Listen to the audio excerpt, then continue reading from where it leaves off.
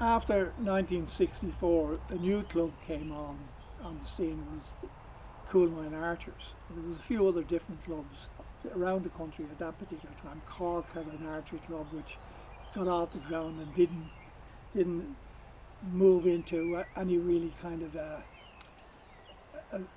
club. Kilkenny had a few archers looking into what you want to do in archery and things like that.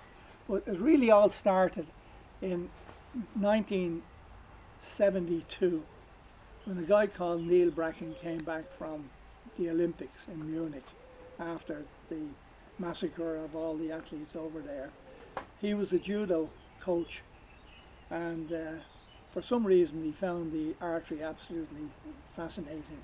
He became the president of the Archery Association and started it all off. At that particular stage, we hadn't any more than maybe 20, 25 members at that stage, you know.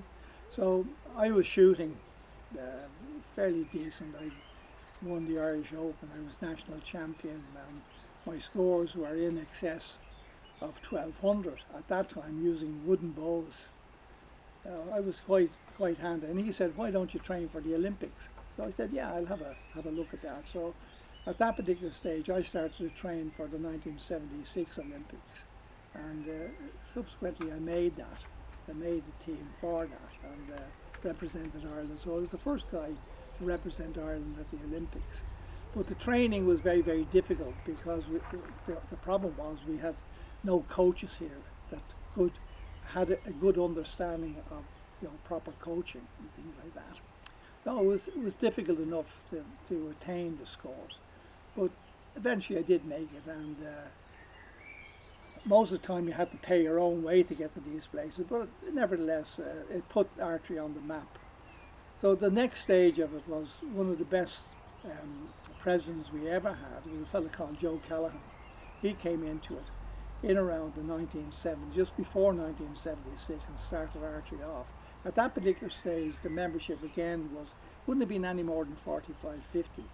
He done tremendous work. Now, he was the man who really put archery on the map, Joe Callahan. And he had a shop in Newbridge, County Kildare, and he had the full agency for Hoyt, and he had Yamaha, he had all the different types, as did a shop in Dublin, which is Disco Sports, run by Hugh Quigley. They had a fantastic shop there as well, and they had the agency for Hoyt archery. So the first shops in Ireland were Disco Sports and the Joe Callahan's shop in Newbridge. Well, he sold mainly archery products and running gear and things like that, a mixed sports bag. But he done tremendous work in developing the sport. He was instrumental in bringing the Chinese team into Ireland, and we all shot down on board Castle. He done tremendous work, and it ended when he left the sport, and we had new presidents coming into the sport, and there were some good ones and some bad ones. And if I was to tell you about the bad ones, I'd be sued for what you're gonna causing trouble with people. But we won't go into that end of it. We had some very, very good presidents, but the problem with archery in Ireland was it never took a foothold really. You had clubs who would start and clubs would finish, and the reason for that basically was that there was a lot of vested interest in setting up things, and then when things didn't work out, some families would have children who would come in and they'd all be all gung ho and getting the club up and running and all that type of thing, and then the young archer then got to a certain age, whether he was a boy or girl, started thinking about boys and girls and moved on to other sports, and with the result the sports dropped off. Like I could count all the different clubs that were in existence. So you had Kilkenny, you had Waterford, you had Limerick, you had all those, and they're not there anymore, which is an awful pity. So the only clubs that are around now will be you probably know from the Archery Ireland club membership. So, but it may take a foothold, but what we need more people to go back to the fun of archery rather than the international end of it. I think we're making a mistake. I think rounds that we shoot now are not conducive to good, what you call having a bit of fun. The fun in archery used to be shooting the 90 meters, 70, 50 and 30, and the 70, 60, 50 and 30 for the ladies. You know, okay, it was a long day shooting, but you really had to be a very skillful archer to shoot in those particular competitions. And I think maybe that's where we should come back into having a look at the way archery is going in the country. If we could get people going to the Olympics. Now, we did have a lot of success with people going to the Olympics. I went to the Olympics. Willie Swords went to the Olympics. Hazel Green went to the Olympics. Mary Vaughan went to the Olympics. Joe Malone went to the Olympics. Noel Lynch went to the Olympics. Grace Gahan went to the Olympics.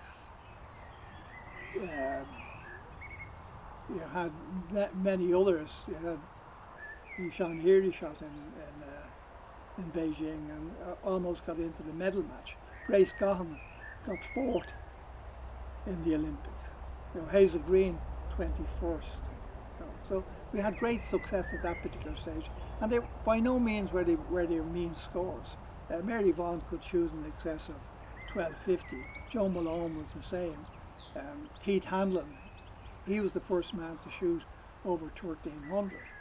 So we have a lot of knowledge in the country, but it needs to be organised, and we need to get together as a team of good coaching in the country to bring the sport back into what it should be, because we have a lot of talent here and there's a lot of knowledge here in the sport. So with that, if there's anybody interested in looking at the history of archery in their particular area, just get in touch with me and I can fill you in exactly where your club was, who the secretaries were, where they came from and what they shot. So on the next video, what I'm going to show you is the type of bows they shot in around 1960, 1970 and 1980, up to that particular time, the type of bows that were on sale. I have a collection of bows here, so it might be interesting for you to have a look at what we used to shoot. So thank you.